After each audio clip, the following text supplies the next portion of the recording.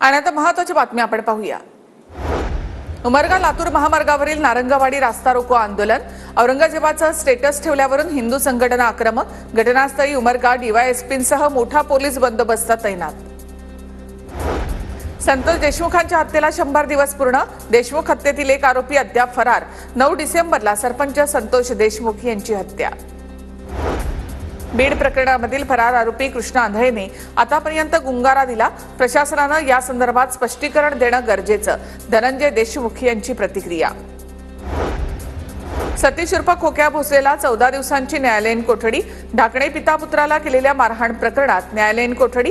दरम्यान बॅटने मारहाण केलेल्या प्रकरणामध्ये पोलीस उद्या खोक्याच्या अटकेची मागणी करू शकतात। खोक्या भोसलेच्या पत्नीच्या उपोषणाचा आज दुसरा दिवस। कालपासून बीड जिल्हाधिकारी कार्यालयासमोर उपोषण सुरू। घर पाडणाऱ्या वन विभागाच्या अधिकाऱ्यांवर गुन्हा दाखल करण्याची मागणी। औरंगजेबाच्या कबरीपर्यंत कोणीही जाऊ नये यासाठी कबरीच्या मागच्या बाजूला पत्रे लावले। आठवडाभरापासून खुलताबाद इथे औरंगजेबाच्या कबरीच्या परिसरामध्ये पोलिसांचा कडक बंदोबस्त। शहरातील सर्व रस्त्यांवर नाकाबंदी।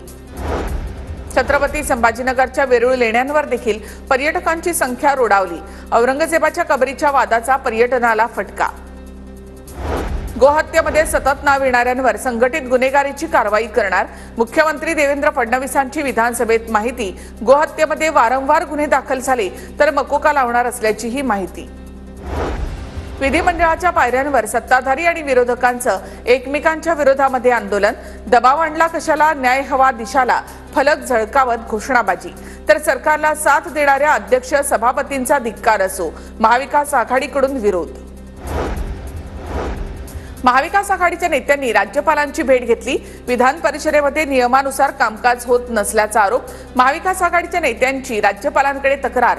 आदित्य ठाकरे, जितेंद्र आव्हाड, नाना पटोले आणि अंबादास दानवेंसह इतर आमदारांनी भेट घेतली। आणि एक